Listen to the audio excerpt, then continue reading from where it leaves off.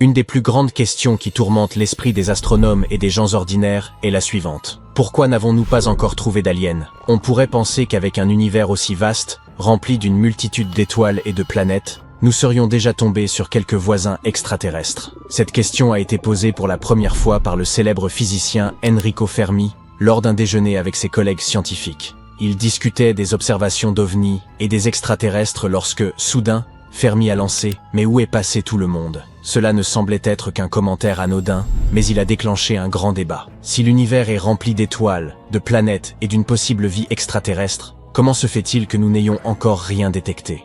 Cette discussion a donné naissance à ce que l'on appelle aujourd'hui le paradoxe de Fermi.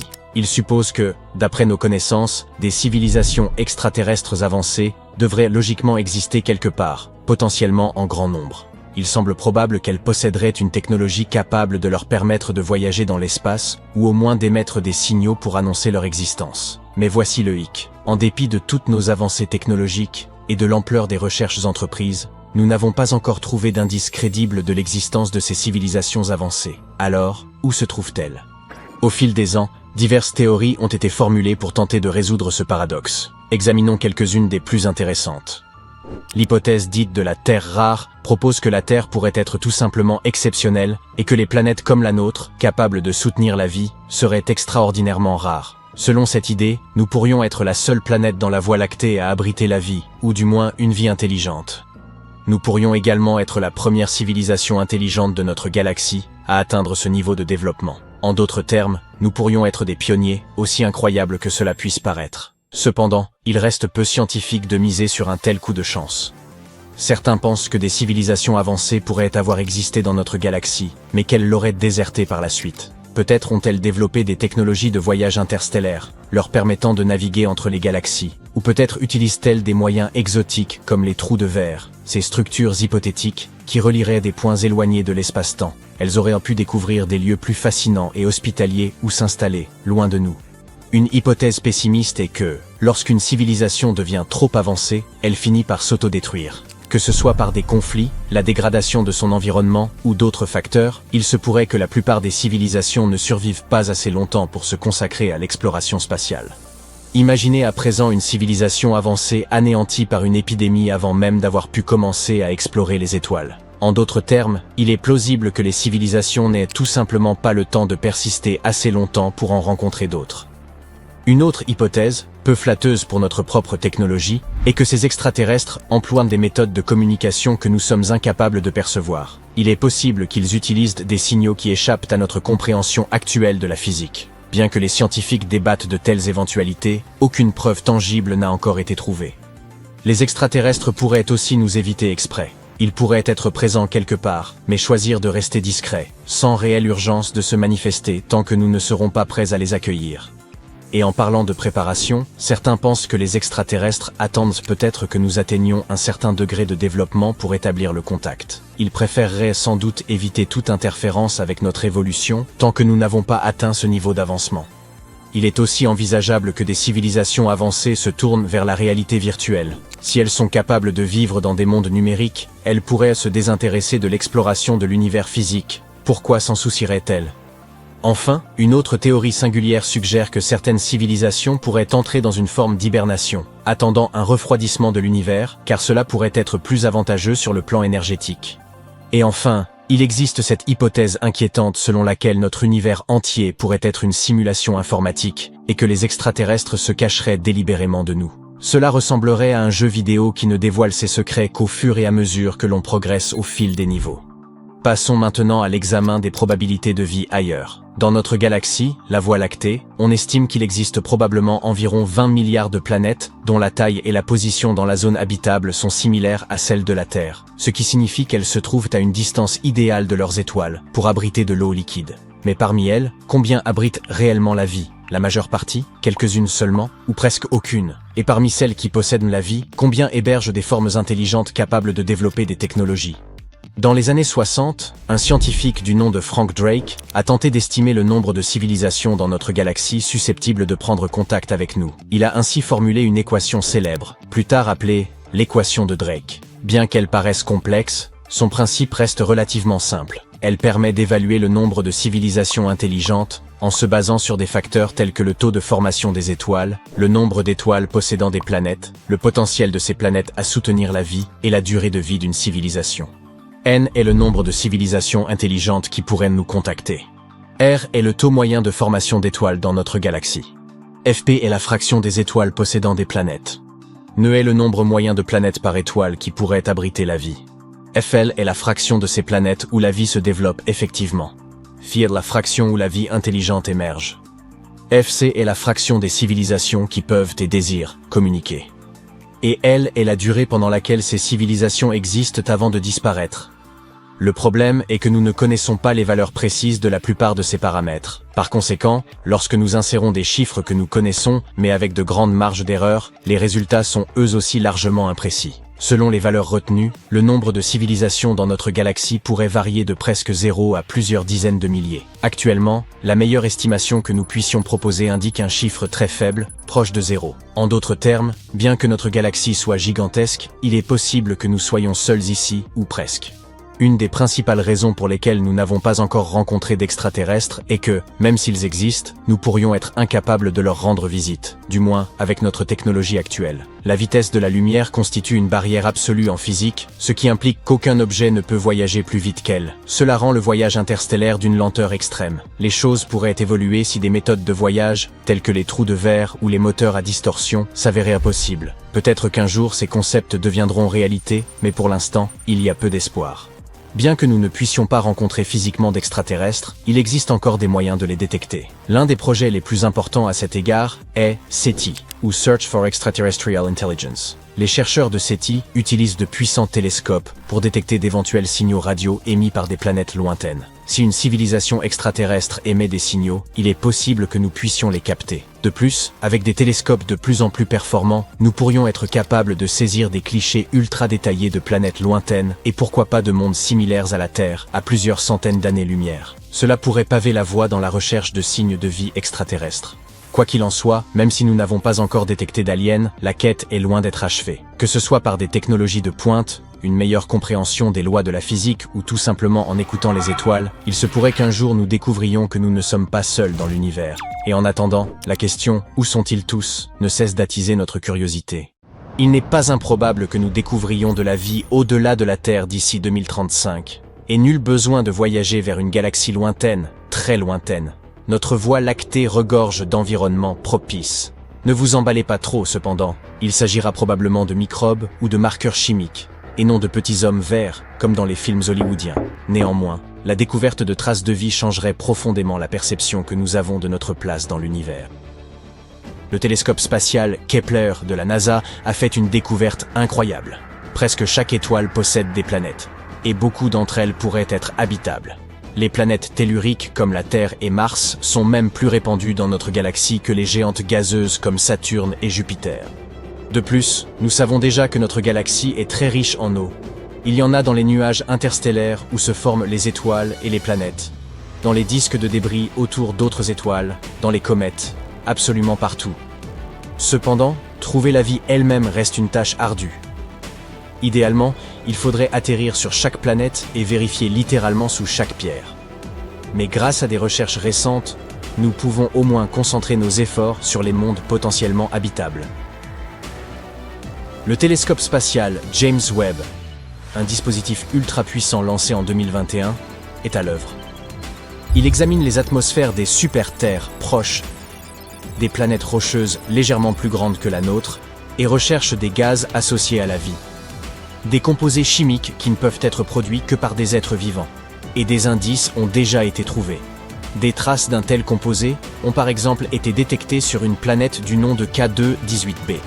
Cette planète se situe à 120 années-lumière, ce qui est relativement proche à l'échelle spatiale. Elle se trouve dans la zone habitable, une région autour de l'étoile où les températures permettent l'existence d'eau liquide. De plus, elle orbite autour d'une naine rouge, le type d'étoile le plus petit qui existe. De telles étoiles sont un peu moins lumineuses que notre Soleil. Il faudra environ 1 an pour vérifier si ces traces de vie sont bien concrètes. Si tel est le cas, cela signifierait que la vie est beaucoup plus répandue que nous ne le pensions auparavant. Mais même dans le cas contraire, il reste 10 autres planètes de type boucle d'or à étudier dans la liste. Le télescope spatial James Webb est un outil extraordinaire, mais il a ses limites. Il ne peut pas détecter de petites planètes semblables à la Terre en raison de leur taille. Pour résoudre ce problème, la NASA prévoit de lancer un autre instrument, le télescope spatial Roman. Celui-ci sera encore plus efficace pour repérer ces types de planètes et les composés associés à la vie. Et puis, nous avons également le projet SETI. SETI qui signifie Search for Extraterrestrial Intelligence, ou Recherche d'intelligence extraterrestre, est en quête de signes de vie extraterrestres depuis les années 80. Les chercheurs du projet croient également que nous découvrirons des signes de vie dans les 10 prochaines années. Récemment, ils ont lancé un projet de grande envergure, baptisé COSMIC, et qui utilise un réseau de télescopes radio du Nouveau-Mexique, que vous aurez peut-être déjà vu dans le film Contact. COSMIC permet aux scientifiques d'écouter simultanément des centaines de milliers, voire des millions, de systèmes stellaires. Les télescopes scrutent le ciel et analysent les données en temps réel. Si des signaux intéressants sont détectés, les scientifiques peuvent les examiner immédiatement, au lieu d'attendre des semaines, voire des mois. Ces signaux sont souvent soudains et très brefs, mais COSMIC peut détecter même les plus courts, qui ne durent que quelques nanosecondes. Il peut également contribuer à d'autres recherches, comme l'étude des sursauts radio rapides, mystérieux et inexpliqués, ou encore de la matière noire. C'est l'outil le plus massif et le plus puissant jamais créé pour la recherche de vie extraterrestre. Mais il ne suffit pas seulement d'écouter. Pourquoi ne pas essayer de prendre contact nous-mêmes? La NASA a envoyé des signaux dans l'espace lointain. En 2002, leur Deep Space Network a émis un signal en direction de la sonde Pioneer 10. Sur son trajet, le signal a rencontré un obstacle, une naine blanche située à 27 années-lumière de la Terre. Si une planète orbite autour de cette étoile, le signal pourrait également l'avoir atteinte. Et si des formes de vie intelligentes y existent, nous pourrions recevoir une réponse d'ici 2029. Le DSN continue d'envoyer de puissantes transmissions dans l'espace. Au cours des 3 prochains siècles, ces signaux croiseront 222 étoiles. Peut-être qu'un jour, nous recevrons une réponse provenant d'un endroit lointain. Mais pourquoi n'avons-nous pas encore reçu de réponse? L'univers compte environ 200 milliards de galaxies, chacune comportant environ 100 milliards d'étoiles. Même si seul 1% de ces étoiles possédaient une planète, cela ferait toujours 200 trillions de planètes possibles. Et si la probabilité que ces planètes abritent la vie est d'1 sur 1000 milliards, il resterait encore quelques centaines de milliers de planètes. Alors, où est passé tout le monde? Cette question est connue sous le nom de paradoxe de Fermi. Une première explication, moins effrayante, est que l'univers pourrait être plein de vie, mais que cette vie ne serait pas intelligente au sens où nous l'entendons. Certaines planètes pourraient ainsi abriter des microbes, des oiseaux ou des dinosaures de l'espace. C'est ce qu'on appelle la théorie du grand filtre. Elle suggère qu'il existerait des paliers que la vie doit surmonter pour devenir intelligente. Et peut-être que ces autres espèces ne les ont tout simplement pas encore franchis. Réfléchissez-y. La vie sur Terre a commencé dans l'océan, a évolué pour ramper sur Terre, s'est diversifié en de nombreuses formes, a traversé 5 extinctions massives, évolué de nouveau, et finalement conduit à l'apparition des êtres humains. Nous avons bâti des sociétés, développé des systèmes de santé, et ce n'est qu'à ce stade que nous avons commencé à rechercher d'autres formes de vie. Une autre théorie, appelée l'hypothèse du goulet gaïen d'étranglement, suggère une idée similaire. Bien qu'il ne soit peut-être pas si compliqué pour une vie rudimentaire de débuter, il est incroyablement difficile pour cette vie de survivre et de prospérer sur de longues périodes. Vénus, par exemple, aurait pu avoir des océans et des conditions similaires à celles de la Terre, mais un effet de serre incontrôlé a causé l'évaporation de toute cette eau, la rendant stérile. Mars avait également de l'eau liquide à sa surface autrefois, et la Lune et Mercure ont possédé des atmosphères denses pendant un court instant. En revanche, la Terre a conservé de l'eau liquide à sa surface pendant presque toute son existence. Il est extrêmement rare et remarquable qu'une planète maintienne des températures comprises entre 0 et 100 degrés Celsius au cours de millions d'années. Il pourrait être mal avisé de rechercher une vie intelligente utilisant la même technologie que nous, car elle aurait évolué dans des conditions totalement différentes. C'est là que l'équation de Drake intervient. Cette formule permet de calculer le potentiel de développement de l'intelligence sur une planète donnée. Pour obtenir un résultat, nous devons connaître plusieurs variables. Combien d'étoiles existent, combien d'entre elles possèdent des planètes, la probabilité que ces planètes abritent la vie, et ainsi de suite. Hélas, Nous ne connaissons pas encore ces chiffres, et le résultat pourrait être insignifiant. Mais supposons qu'il existe au moins une autre espèce intelligente. Pourquoi ne nous sommes-nous pas encore rencontrés? Il pourrait y avoir de nombreuses raisons à cela. Peut-être qu'ils ne nous trouvent pas suffisamment intéressants. Ou peut-être que le problème vient de nous, et que nous ne cessons jamais de manquer leurs signaux. Ou peut-être avons-nous manqué toute l'espèce. L'univers est incroyablement vaste et ancien. Il a plus de 14 milliards d'années. Si nous compressons toute l'histoire évolutive de la Terre en une journée de 24 heures, la vie commence à 4 heures du matin. Les dinosaures disparaissent à 23h40 et les premiers humains apparaissent 2 minutes avant minuit. Dans cette analogie, les humains existent depuis seulement 77 secondes, et notre technologie capable de détecter une vie extraterrestre est encore plus récente, soit moins d'une seconde. Avec de telles distances et des périodes aussi longues, les chances que nous existions au même moment que d'autres espèces intelligentes sont minces. Si leur civilisation n'a duré que quelques millénaires, nous pourrions facilement les manquer complètement. Mais cela ne signifie pas que nous devrions abandonner nos recherches. Les scientifiques craignaient que les signaux radio de la Terre ne s'affaiblissent avec le temps. Mais une étude récente a montré que c'est en fait le contraire qui se produit. Le nombre de nos satellites ne cesse de croître, ce qui rend notre planète plus détectable. D'ici la fin de la décennie, nous pourrions avoir plus de 100 000 satellites, rendant la Terre extrêmement brillante dans le spectre radio. S'il existe une espèce avancée quelque part, elle nous repérera facilement, même à de très grandes distances. Les astronomes sont optimistes à ce sujet, et il y a de grandes chances qu'ils découvrent des créatures extraterrestres, pendant que vous et moi sommes encore de ce monde. Penchons-nous maintenant sur Encelade, la lune glacée de Saturne, l'un des endroits les plus prometteurs pour la recherche de la vie en dehors de la Terre. Les scientifiques viennent d'y détecter le dernier des 6 ingrédients nécessaires à sa formation, le phosphore. Cet élément très rare a été découvert dans un océan de cette lune. Le phosphore contribue à la fertilité des sols sur Terre. Mais la concentration de ce minéral dans les mers gelées du lointain satellite pourrait être de 100 à 1000 fois supérieure à celle des océans de notre planète. C'est peut-être parce que l'océan d'Encelade est riche en carbonate, tout comme l'eau gazeuse. Et cette eau gazeuse est susceptible de dissoudre les phosphates présents dans les roches de la Lune. Cette nouvelle découverte suggère également que sur d'autres lunes glacées de Saturne, comme Titan, les eaux pourraient également être chargées en phosphore.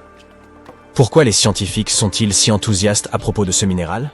Les phosphates, qui sont des composés contenant du phosphore, sont des composants essentiels de la vie sur Terre.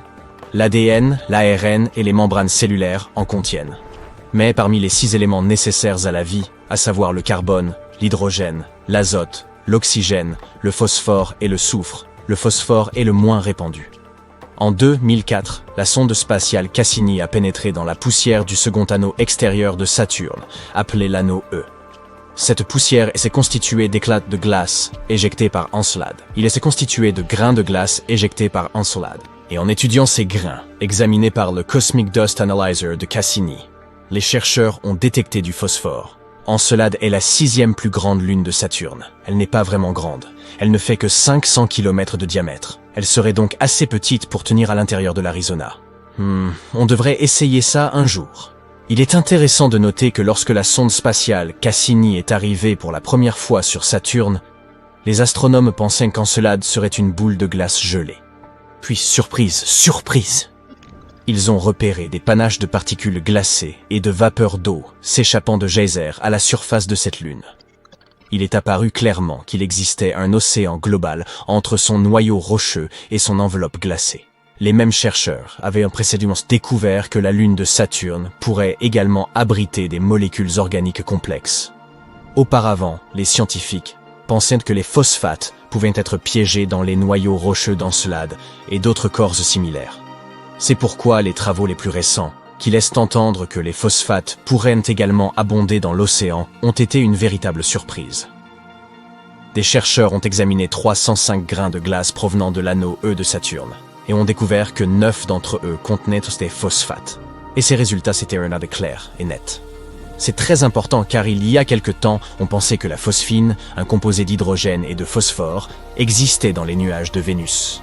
Mais personne n'a réussi à trouver la moindre preuve étayant cette théorie. Sur Encelade, par contre, il n'y a pas de controverse, et les phosphates existent bel et bien. Les astronomes considèrent Europe comme l'un des endroits les plus prometteurs du système solaire pour la recherche de nouvelles formes de vie. Tout cela parce que cette lune possède un immense océan d'eau salée d'une profondeur de 60 à 160 km. Oui, il est caché sous une couche de glace dont l'épaisseur est estimée entre 15 et 30 km. Mais elle reste potentiellement habitable. Les astronomes affirment que des panaches d'eau jaillissent dans des fissures de cette couche de glace et libèrent le contenu de l'océan lunaire dans l'espace. Bien entendu, il sera difficile pour toute mission en quête de vie organique d'accéder à un environnement aussi profond.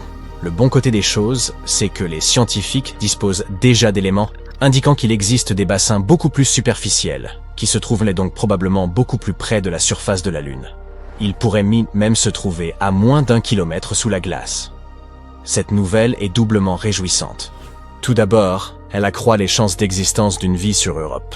Et deuxièmement, si c'est bien vrai, cela peut faciliter les missions futures visant à trouver ces formes de vie, du moins s'il y en a. Ensuite, nous avons Titan, la plus grande lune de Saturne. Elle est plus petite et sa gravité est plus faible que celle de la Terre. Mais elle nous rappelle encore notre planète. Comme sur Terre, l'azote domine son atmosphère. Titan est le seul autre monde de notre système solaire à posséder des lacs et des rivières. Ces masses d'eau sont constituées d'hydrocarbures, de méthane et d'éthane. Il existe également un océan d'eau souterrain. Mais il est situé très profondément, et personne n'a encore déterminé si cet océan entrait en contact avec quoi que ce soit de la surface.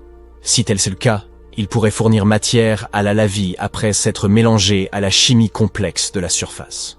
Mais Encelade et d'autres lunes glacées ne sont pas les seuls endroits du système solaire susceptibles d'abriter ou d'avoir abrité la vie. En 2003, Mars Express, une sonde lancée par l'Agence spatiale européenne, a découvert du méthane dans l'atmosphère de Mars. Sur notre planète, la majeure partie de ce gaz atmosphérique est produite par des créatures vivantes, par exemple par le bétail qui digère la nourriture et émet, tu sais, des gaz. Cependant, les scientifiques pensent que ce méthane a été stable dans l'atmosphère martienne pendant environ 300 ans. Et puis, en 2006, le méthane avait presque entièrement disparu de la planète rouge, et cela s'est produit 600 fois plus vite que ne le prévoyaient les projections des chercheurs. La question est de savoir ce qui a généré ce gaz et où il a bien pu passer. Un autre mystère martien concerne les microbes qui pourraient dormir sous la surface de Mars. Ils pourraient y avoir été protégés des radiations de l'espace pendant des millions d'années. Des scientifiques ont simulé les conditions régnant sur Mars dans un laboratoire pour vérifier si cela pouvait être vrai. Ils ont été stupéfaits de découvrir que des bactéries pouvaient facilement survivre dans de telles conditions pendant 204 millions d'années. C'est une longue durée de vie. Cela signifie que si la vie a existé sur Mars, nous pourrions en trouver la preuve dans le sous-sol de la planète en forant le sol martien. À l'heure actuelle, il n'y a pas d'eau vive sur Mars, et les cellules ou les spores y dessécheraient, tout simplement. De plus, la température de la surface est similaire à celle de la glace sèche. En d'autres termes, elle est plus que gelée. Autant laisser tomber. Pourtant, 6 types de bactéries et de champignons pourraient en vivre sous terre sur la planète rouge. Le plus probable d'entre eux est surnommé Conan la bactérie, en raison de sa nature coriace. Enfin, c'est l'avenir qui nous le dira. Quoi qu'il en soit, si nous ne trouvons pas de vie en dehors de la Terre dans notre système solaire, nous pourrions probablement en chercher sur des exoplanètes. C'est ainsi que l'on appelle les planètes situées en dehors de notre système stellaire. Certaines d'entre elles semblent très prometteuses. L'exoplanète la plus proche de la Terre est Proxima Centauri b. Elle se trouve à seulement 4,2 années-lumière de la Terre. Récemment, les astronomes ont découvert que ce monde pourrait ressembler à la Terre encore plus qu'ils ne l'avaient imaginé. Cette planète est seulement 17% plus massive que la nôtre. Elle est en orbite autour d'une étoile plus faible et moins grande que notre Soleil. Proxima Centauri b se trouve au milieu de la zone habitable de l'étoile. Cela signifie qu'il y a de fortes chances que de l'eau liquide et de la vie existent sur cette planète. Il semble également que l'exoplanète soit verrouillée par son étoile parente. L'un de ses côtés fait face à l'étoile en permanence. L'autre est toujours plongé dans l'obscurité. Les scientifiques n'ont pas encore déterminé si la planète possédait une atmosphère. Elle voyage trop près de son étoile et parcourt son orbite en seulement 11 jours terrestres. Le rayonnement de l'étoile pourrait arracher l'air de la planète. Si tel est le cas, Proxima Centauri b ne devrait pas avoir d'eau liquide à sa surface. Gliese 832c se trouve à 16,2 années-lumière de la Terre, à l'échelle du cosmos. C'est un jet de pierre. Cette exoplanète est 5 fois plus massive que la Terre et voyage beaucoup plus près de son étoile mère.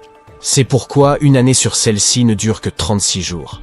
Mais comme cette étoile est une naine rouge, beaucoup plus froide et plus faible que le Soleil, Gliese 832 Cygni reçoit autant de lumière et de chaleur que notre propre planète. En même temps, on ne sait toujours pas si elle est semblable à la Terre. La planète possède probablement une atmosphère beaucoup plus épaisse qui crée un emballement de l'effet de serre. Ce phénomène se produit lorsqu'une planète absorbe plus de chaleur de son étoile haute qu'elle ne peut en renvoyer dans l'espace. En d'autres termes, Gliese 832c ressemble davantage à la brûlante Vénus qu'à notre Terre, relativement froide. Imagine un monde immobile et glacé. Un monde ancien, vieux d'environ 4,5 milliards d'années. Les rayons du soleil le réchauffent à peine et il est recouvert d'une épaisse couche de glace. Ce monde est plus petit que notre Lune, mais un peu plus grand que Pluton. Il s'agit d'Europe et c'est le 6e satellite de Jupiter et l'une des plus grosses lunes du système solaire. Mais le plus intéressant au sujet de ce monde, c'est qu'il pourrait abriter la vie. Les astronomes se sont penchés avec intérêt sur Europe à la recherche de formes de vie. Cette lune possède en effet un immense océan d'eau salée d'une profondeur de 65 à 160 km. Il est certes caché sous une couche de glace d'une épaisseur estimée entre 16 et 32 km. Mais cette lune n'en demeure pas moins potentiellement habitable. Les astronomes nous disent que des panaches d'eau jaillissent des fissures dans la couche de glace et projettent le contenu de cet océan dans l'espace.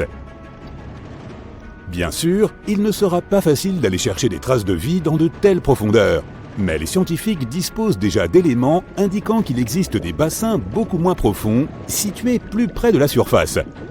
Ils pourraient même se trouver à moins d'1 kilomètre sous la glace. Ceci présente deux avantages.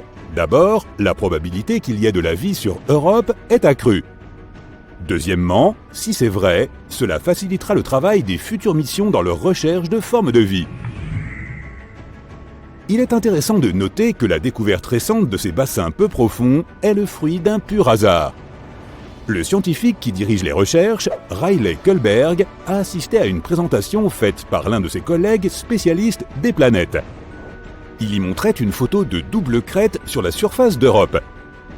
Kullberg s'est alors souvenu qu'il avait vu des crêtes similaires sur Terre.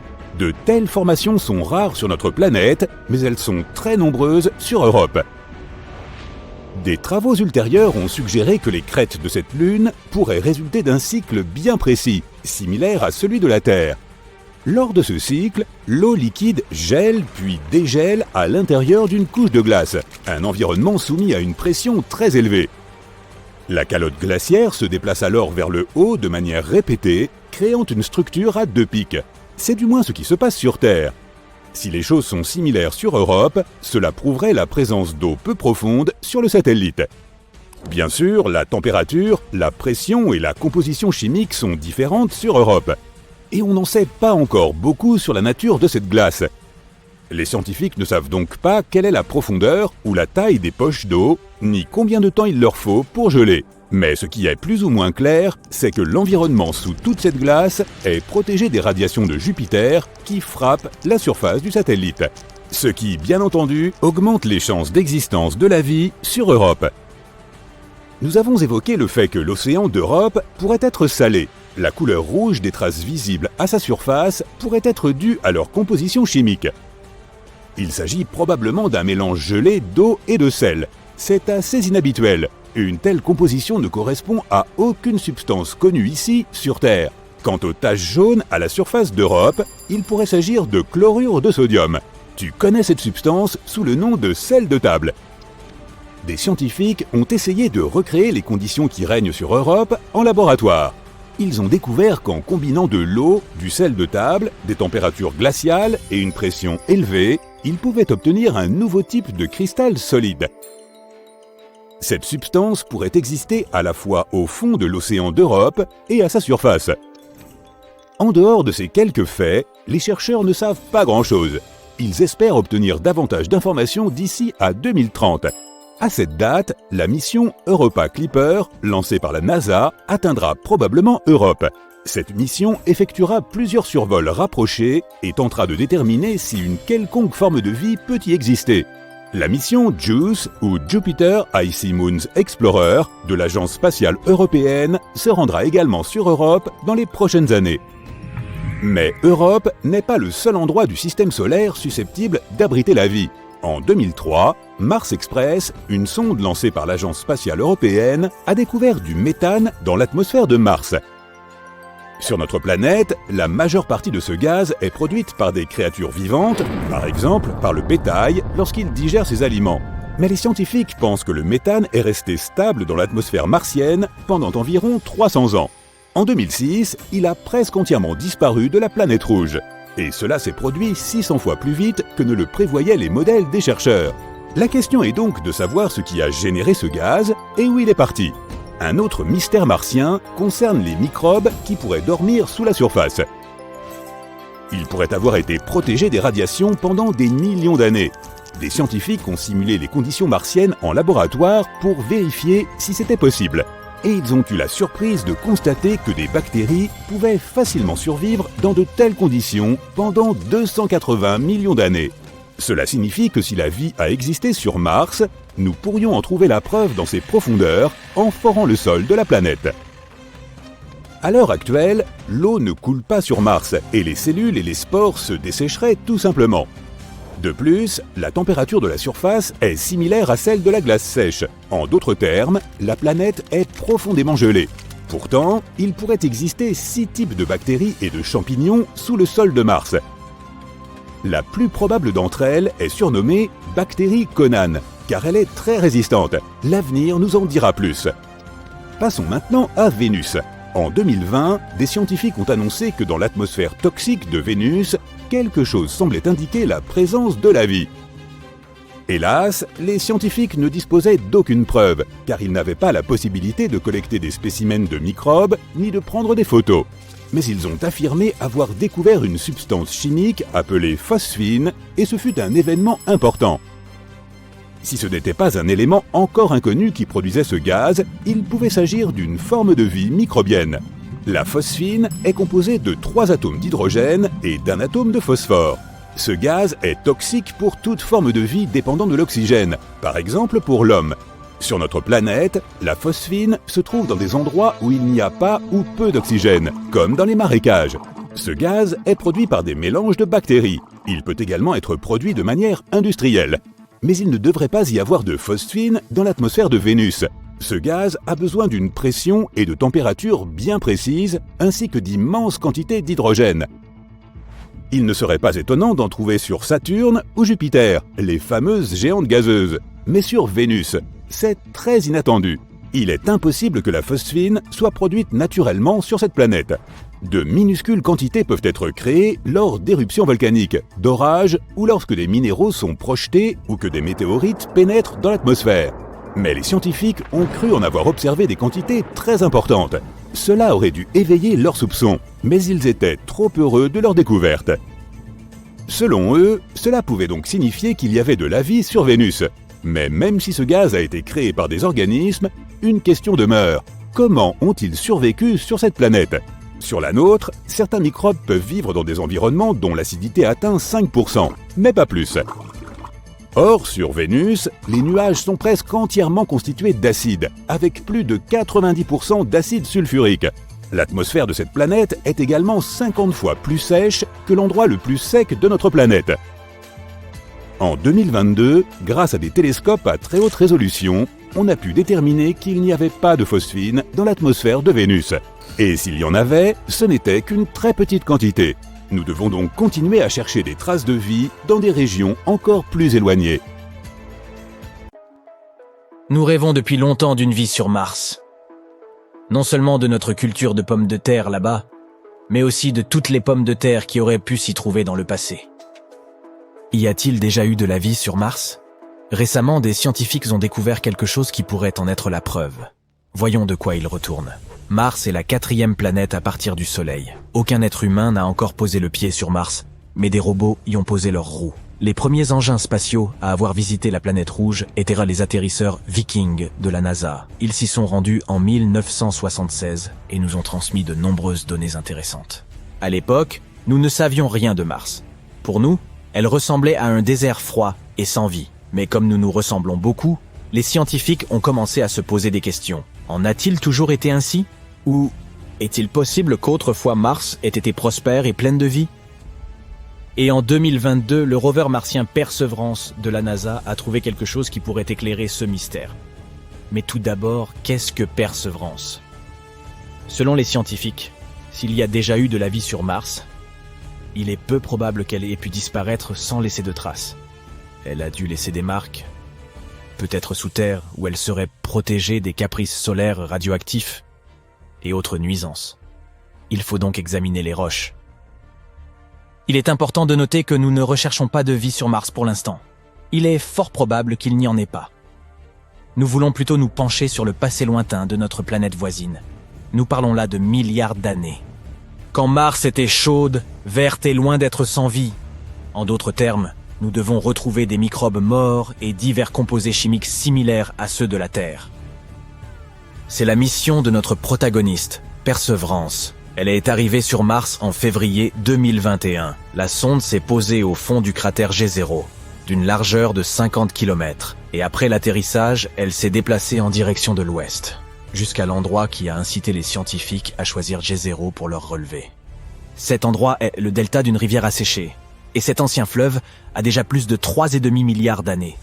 Le cratère G0 lui-même était autrefois un grand lac. Eh oui, apparemment, il y avait de l'eau sur Mars. Et les chercheurs suggèrent que ces endroits pourraient être les parfaits gardes du corps des microbes.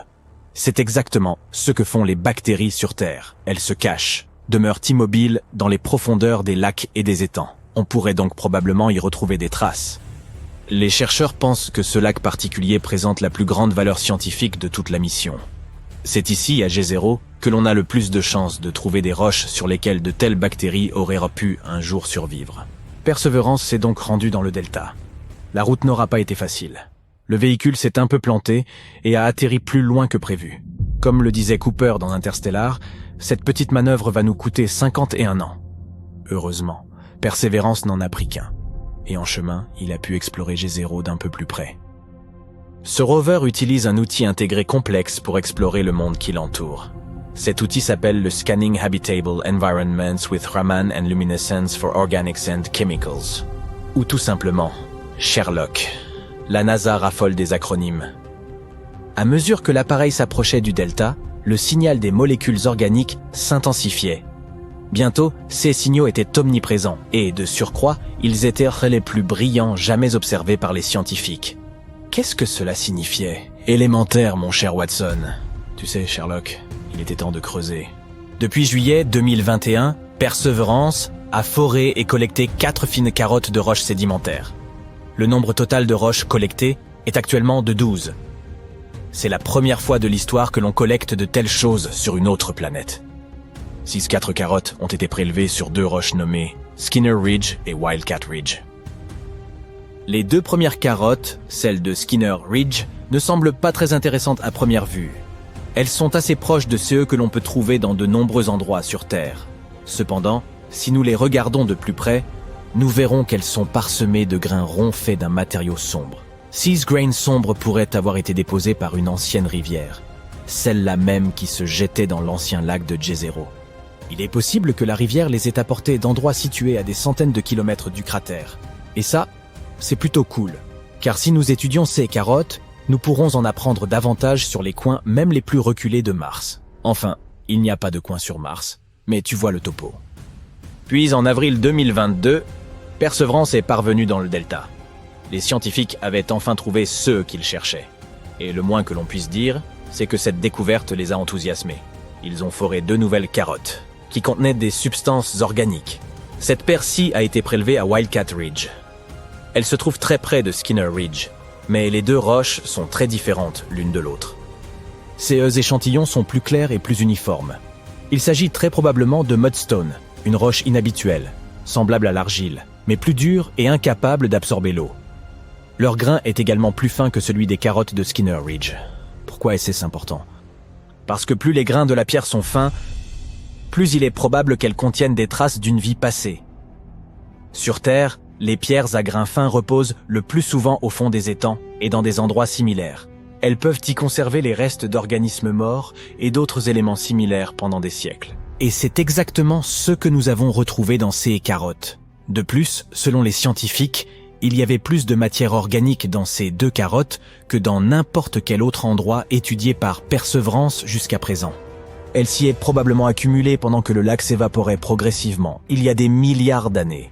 Il y a donc bien eu de la vie sur Mars. Bon, mais ralentissons un peu. Les substances organiques sont des molécules contenant du carbone.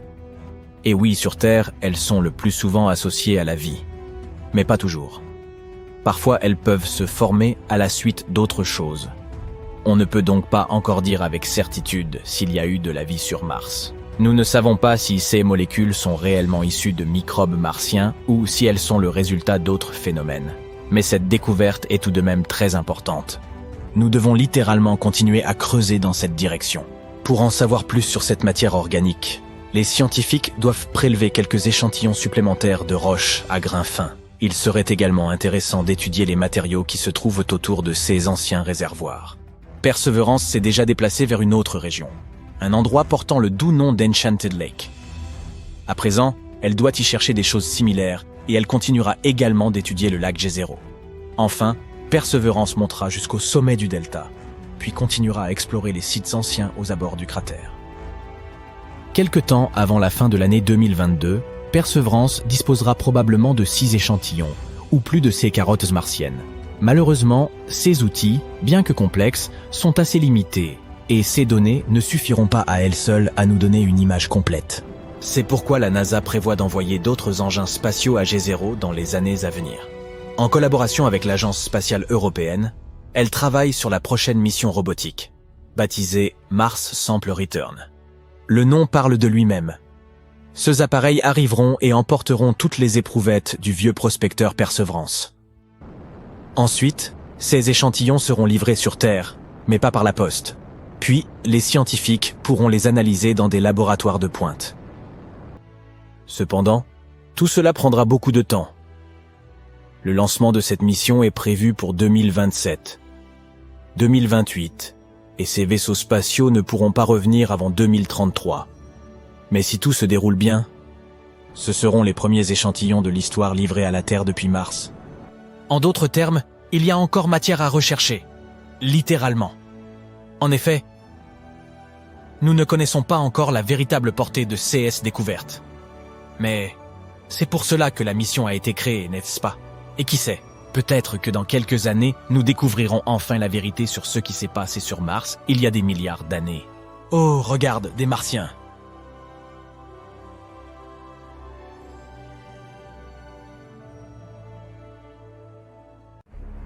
Des sons étranges et inhabituels sortis de nulle part se répandent dans toute notre galaxie, se répétant constamment, et nous n'avons jamais rien entendu de tel auparavant. Les scientifiques l'ont découvert en 2020 et cela ne ressemblait à aucune des autres signatures énergétiques qu'ils avaient déjà étudiées. Des signaux radio clairs et puissants se produisent de temps à autre et disparaissent mystérieusement en l'espace d'une journée. Cela ne correspond au profil d'aucun corps spatial que nous connaissions. Le signal est un peu irritant et il disparaît de façon aléatoire. Lorsque les scientifiques ont essayé de faire correspondre le signal avec les observations d'autres télescopes, il avait disparu. Les étoiles de faible masse émettent parfois des ondes radio, mais pas ici car leur équivalence s'exprime surtout en rayons X. Les étoiles effondrées très denses comme les pulsars et les magnétars ne constituent pas non plus une explication possible. La solution la plus proche qu'ils aient trouvée est une classe mystérieuse d'objets que nous connaissons sous le nom de source radio du centre galactique, GCRT. Il s'agit d'une source radio qui brille et s'illumine rapidement. Elle se désintègre près du centre de notre galaxie et pourrait nous aider à percer les mystères de l'univers.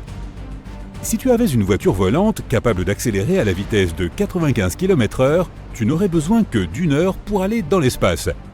La Lune est un peu plus loin, 400 000 km, soit environ 10 fois la circonférence de notre planète. Cela signifie qu'un voyage sur la Lune reviendrait à faire le tour du globe 10 fois de suite. ce qui prendrait moins de 6 mois. Un voyage vers Pluton prendrait plus de 800 ans. Proxima b est la voisine semblable à la Terre la plus proche que nous ayons. C'est un petit monde rocheux qui tourne autour de l'étoile voisine la plus proche de notre Soleil. Elle tourne autour de la zone habitable de son astre, une zone suffisamment éloignée de toute autre étoile pour que les conditions y soient modérées. Ni trop froide, ni trop chaude, et pour que l'eau liquide puisse exister, du moins hypothétiquement.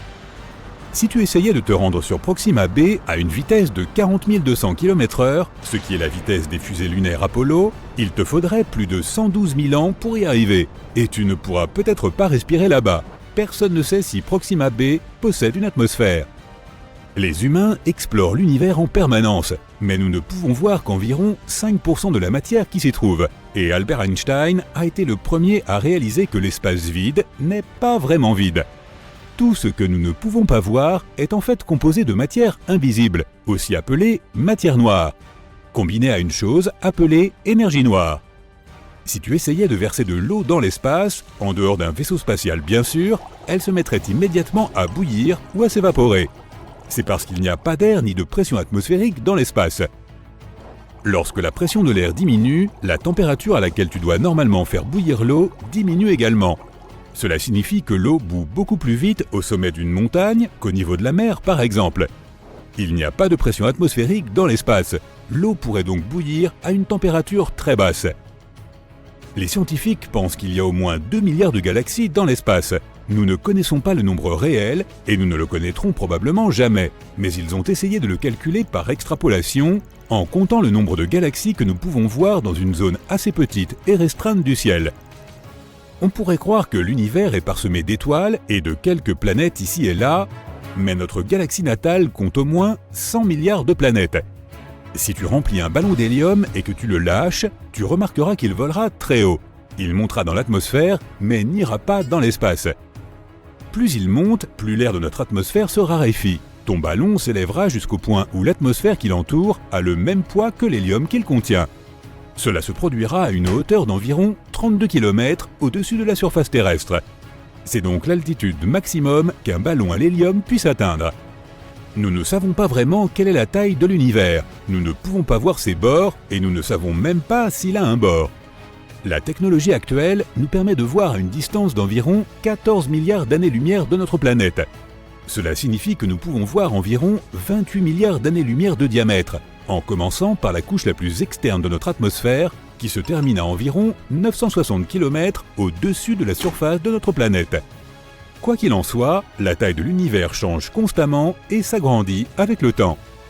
Mercure est la planète la plus proche du Soleil, si bien que la plupart des gens pensent que c'est aussi la planète la plus chaude. Pourtant, c'est Vénus qui détient ce titre. C'est la deuxième planète la plus proche de notre étoile centrale, environ 30 millions de kilomètres plus loin du Soleil que Mercure. Mais Mercure n'a pas d'atmosphère. Or, cette dernière agit comme une sorte de couverture chauffante qui aide à maintenir la chaleur provenant du Soleil. Vénus a une atmosphère étonnamment épaisse, environ 100 fois plus épaisse que celle de la Terre. Son atmosphère ne laisse pas sortir la chaleur, elle la conserve et rend Vénus de plus en plus chaude. De plus, elle est principalement composée de dioxyde de carbone, qui laisse librement entrer l'énergie solaire. Mais il est moins transparent et perd donc moins les radiations à grande longueur d'onde émises par la surface chaude. La température moyenne y est d'environ 468 degrés Celsius, ce qui est assez chaud pour faire fondre l'étain. La température maximale sur sa voisine Mercure est de 427 degrés Celsius. Dans environ 2 milliards d'années ou plus, il fera bien trop chaud pour que la vie puisse exister sur notre précieuse planète. Au fil des centaines de millions d'années à venir, notre Soleil continuera à être de plus en plus chaud et brillant. Finalement, les températures seront si élevées que nos vastes océans seront évaporés. Comme ils produisent 70% de l'oxygène dont nous avons besoin pour survivre, il n'y aura pas de vie sans eux. Tout cela signifie que notre planète deviendra tout simplement un vaste désert, un peu comme les Mars aujourd'hui. Pluton, anciennement considéré comme une planète très éloignée et aujourd'hui requalifiée de planète naine, a un plus petit diamètre que la largeur des États-Unis. La plus grande distance du Maine à la Californie du Nord est d'environ 4700 km, alors que le diamètre de Pluton n'est que de 2371 km. Pluton est très loin, mais le bord de notre système solaire est 1000 fois plus éloigné que cette planète naine. et les astronomes ont trouvé de nombreux objets spatiaux en orbite autour de notre Soleil, bien plus loin que Pluton, tels que les objets de la ceinture de Kuiper et les objets transneptuniens. Il y a aussi le nuage de comète d'Oort qui se trouve à une demi-année-lumière de Pluton, également 1000 fois plus loin. Une étoile à neutrons est vraiment très lourde. Une cuillère à café remplie du matériau de cette étoile pèserait 6 milliards de tonnes. Les étoiles à neutrons sont issues d'énormes étoiles qui n'ont plus de carburant. L'étoile en déclin explose et son noyau se désagrège, mais à cause de la gravité, il forme une étoile à neutrons extrêmement dense. Ces étoiles ont généralement une masse allant jusqu'à 3 soleils, mais leur rayon est d'environ 10 km, ce qui en fait l'un des objets les plus denses de notre univers, du moins à notre connaissance. L'univers a une couleur et il s'agit d'une sorte de beige ou latte cosmique. Il a aussi sa propre odeur qui rappelle le steak grillé ou le métal chaud. Du moins, c'est ce qu'ont dit les astronautes qui ont flotté dans l'espace. Si tu veux construire une combinaison spatiale, prépare-toi à travailler très dur. Il faut 5000 heures pour en fabriquer une, et elle te coûtera $1 million. Une très bonne combinaison aura 11 couches de matériaux et pèsera environ 50 kg. Et il faut qu'elle soit confortable. Tu auras besoin de plus d'espace à l'intérieur, car tu grandis de 5 cm dans l'espace. Quand tu flottes dans l'espace, la gravité de la Terre n'a pas d'impact sur toi. C'est pourquoi les vertèbres de ta colonne vertébrale peuvent se dilater et se détendre un peu. Ce qui signifie que tu seras peut-être 3% plus grand. Pour une personne d'1,80 m, cela représente environ 5 cm supplémentaires. Ne t'inquiète pas, ce n'est pas permanent. Dès que tu redescendras sur Terre, tu retrouveras ta taille normale en quelques mois. L'espace n'est pas la meilleure option si tu veux avoir une conversation avec ton ami, car là-haut, le son ne se déplace pas du tout. Les molécules y sont si éloignées les unes des autres que les vibrations sonores ne peuvent pas les atteindre.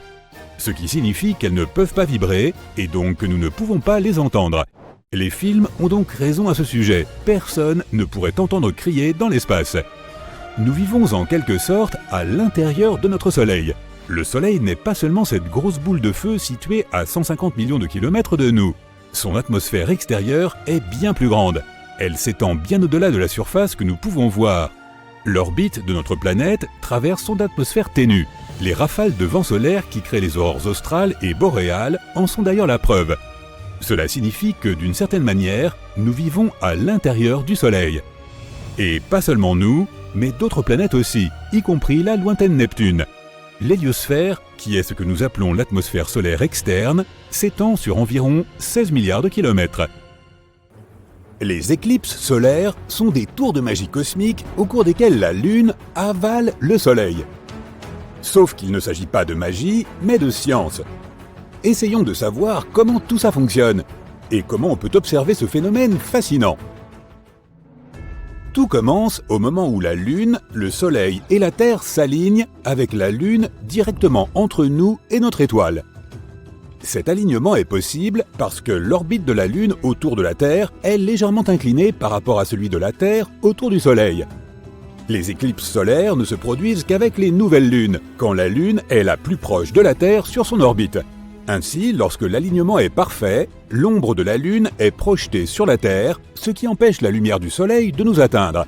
Imagine-toi dans une pièce où il y a un interrupteur géant, mais au lieu d'éteindre la lumière, tu la caches simplement avec une grosse lune.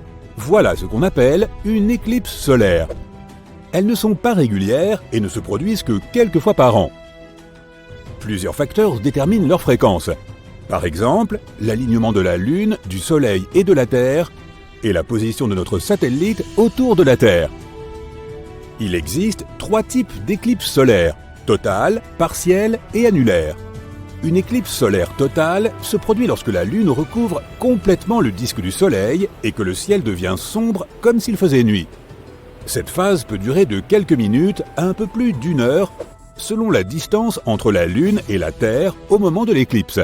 Une éclipse solaire totale ne peut être visible qu'à partir d'une région spécifique de la Terre appelée le chemin de la totalité. Ce chemin est généralement une étroite bande de terre ou de mer.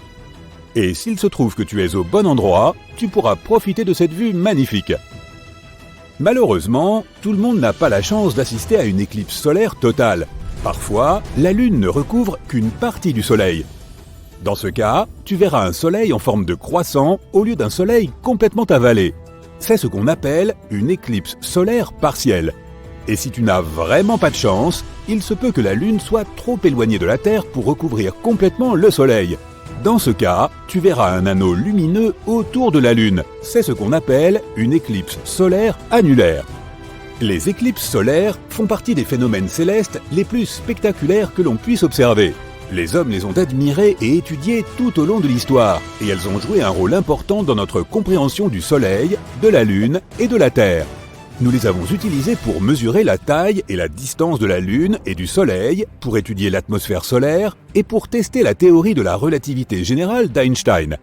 Les éclipses solaires ont toujours été importantes pour les humains, et ils les ont associées à différents mythes et superstitions. Certaines cultures y voyaient un présage funeste ou un moyen de communication entre les dieux et les hommes. D'autres pensaient qu'on pouvait y lire l'avenir ou faire fuir les mauvais esprits grâce à elles. Ces croyances nous montrent l'importance que les gens accordaient aux éclipses solaires. Il y a eu de nombreuses éclipses solaires mémorables au cours des siècles, chacune avec une histoire et une signification particulière. En voici quelques exemples parmi les plus mystérieuses, les plus cool ou les plus célèbres. L'éclipse de Thalès est l'une des éclipses solaires les plus célèbres de l'histoire. Elle se serait produite en l'an 585 avant notre ère et aurait été prédite par le philosophe grec Thalès de Milet. Selon la légende, Thalès aurait prédit l'éclipse en observant les cycles de la Lune et sa prédiction aurait étonné et effrayé les gens de l'époque. L'éclipse de Ptolémée est une éclipse solaire totale qui se serait produite en l'an 150 de notre ère. Elle est célèbre parce qu'elle est mentionnée dans les écrits de l'astronome grec Ptolémée. Il s'est servi de ses observations des cycles de la Lune pour faire sa prédiction, qui a, elle aussi, grandement étonné ses concitoyens. L'éclipse du siècle est une éclipse solaire totale qui s'est produite le 11 juillet 1991. Elle fut visible depuis une grande partie de l'Amérique du Sud. Il s'agit de la plus longue éclipse solaire totale du XXe siècle. Elle a duré plus de 6 minutes et demie. L'éclipse des Pyramides est une éclipse solaire totale qui s'est produite le 20 mars 2015 et qui fut visible depuis une partie de l'Europe, de l'Afrique et du Moyen-Orient. Elle est devenue célèbre car elle est passée directement au-dessus des antiques pyramides de Gizeh en Égypte, offrant une occasion unique aux scientifiques et aux touristes d'étudier l'éclipse depuis ce lieu historique. Et bien sûr, la grande éclipse américaine de 2017. Il s'agit d'une éclipse solaire totale, visible depuis une grande partie des États-Unis, d'une côte à l'autre. Ce fut la première éclipse totale visible depuis les États-Unis contigus en près de 40 ans, et elle a attiré des millions de spectateurs et presque tous les médias. Étant donné qu'il s'agit d'un phénomène rare, personne ne souhaite le rater. Par chance, nous disposons d'un calendrier des éclipses solaires qui doivent se produire au cours des prochaines années. La grande éclipse nord-américaine de 2023 devrait être visible depuis une grande partie de l'Amérique du Nord, du nord-ouest Pacifique à la région des Grands Lacs. Il s'agit de la première éclipse totale visible aux États-Unis depuis la grande éclipse américaine de 2017. L'éclipse des Andes de 2024. Celle-ci devrait être visible depuis certaines parties de l'Amérique du Sud, notamment le Chili et l'Argentine. Il s'agira de la première éclipse totale visible en Amérique du Sud depuis l'éclipse du siècle de 1991. L'éclipse de l'Antarctique de 2025. Elle sera visible depuis la partie arctique de notre planète, notamment dans certaines régions du Canada et du Groenland. Ce sera la première éclipse totale visible en Antarctique depuis près d'un siècle. Et l'éclipse du Pacifique de 2026. Cette éclipse sera visible depuis une partie de l'océan Pacifique, notamment en Australie, en Nouvelle-Zélande et aux États-Unis. Il convient de noter que le moment exact et la visibilité de ces éclipses changeront à mesure que nous préciserons nos prédictions. En outre, d'autres éclipses solaires pourraient se produire dans les années à venir. N'oublie pas d'aller jeter un œil sur Internet. Mais une question demeure. Comment les observer ? Eh bien, il faut faire très attention. Voici quelques conseils. Protège bien tes yeux. Ne regarde jamais directement le soleil, même pendant une éclipse. Ta vue risquerait d'en souffrir. Pour observer une éclipse solaire en toute sécurité, il faut utiliser des lunettes d'éclipse certifiées ou un projecteur à sténopée. Ces dispositifs te permettent de regarder l'éclipse sans fixer directement le soleil. Et ils protégeront tes yeux de ces dangereux rayons. Trouve un bon endroit pour observer l'éclipse. Pour profiter au mieux d'une éclipse solaire, il faut se trouver dans un lieu situé sur sa trajectoire et où le ciel est suffisamment dégagé. Utilise un appareil photo ou un télescope. Si tu as un appareil photo ou un télescope doté d'un filtre solaire, tu peux l'utiliser pour prendre des photos ou observer l'éclipse.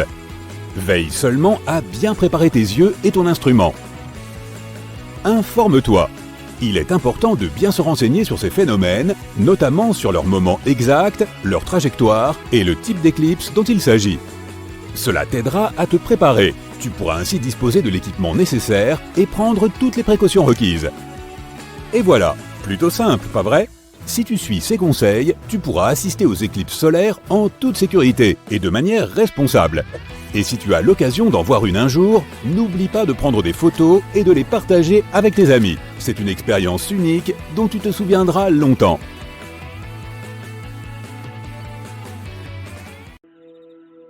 Sommes-nous seuls dans notre galaxie? Tiens, on entend les grillons. Oui, nous sommes plutôt isolés par ici. Mais d'autres civilisations se cachent-elles quelque part dans les profondeurs de la Voie lactée? Pourrait-elle être mal intentionnée et représenter une menace pour nous? Comme si nous n'avions pas déjà suffisamment de problèmes. Bien, amusons-nous un peu avec cette idée. Des théoriciens ont étudié l'histoire humaine et certains de nos comportements passés les uns envers les autres. Et tout cela n'est pas très rose, bien sûr. Puis, ils ont supposé que nos voisins galactiques étaient tout aussi paisibles que nous. Et ils ont calculé la probabilité qu'on nous envahisse un jour depuis une autre nébuleuse à partir de ces données. Ils ont déterminé que 4 civilisations pourraient nous vouloir du mal. Elles pourraient par exemple chercher à dominer la galaxie. Ou simplement être désireuses de faire une joyeuse partie de domino. Il se pourrait qu'elles soient très avancées sur le plan technologique ou qu'elles viennent tout juste d'inventer de diaboliques consoles de jeux. Pour comprendre dans quelle mesure ces cultures pourraient être développées et à quoi nous devrions nous attendre, il existe un moyen de définir leur niveau de menace. Grâce à une méthode appelée l'échelle de Kardashev, on peut analyser le niveau de développement de nos hypothétiques voisins. Avec 3 niveaux différents, elle examine la quantité d'énergie qu'une civilisation pourrait tirer de son étoile, ce qui nous donnerait une idée de son degré d'avancement. Mais cela ne peut inclure que celles qui maîtrisent la communication interstellaire. Toutes celles qui sont encore à se servir de pigeons voyageurs de l'espace sont donc bien sûr exclues. Le modèle de civilisation numéro 1 a appris à exploiter l'énergie du Soleil, mais seulement celle que ses habitants reçoivent sur leur propre planète. On peut penser aux panneaux solaires par exemple. Le modèle 2 est capable d'utiliser cette énergie de manière directe, à l'aide, mettons, d'une sphère de Dyson. Cette dernière permet d'exploiter toute l'énergie disponible car elle est construite intégralement autour de l'étoile. Enfin, dans le modèle numéro 3, la civilisation sait utiliser tout ce que la galaxie peut lui fournir. Elle exploite non seulement l'énergie des étoiles, mais aussi celle des trous noirs, y compris le trou noir supermassif qui se trouve au centre de la Voie lactée. Ces différents niveaux sont importants pour évaluer dans quelle mesure ces civilisations pourraient être avancées. On estime que la Voie lactée a environ 13,6 milliards d'années. Les humains modernes n'existent que depuis 200 000 ans. Et nous n'en sommes encore qu'au modèle numéro 1. Il est effrayant d'imaginer tout le temps que nos voisins ont pu avoir pour se développer. Nous serions un peu des retardataires en comparaison. Si la Terre a tant de retard, c'est qu'elle est située à la périphérie de la galaxie. Les mathématiciens supposent que les systèmes stellaires plus proches du centre ont eu plus de temps pour progresser.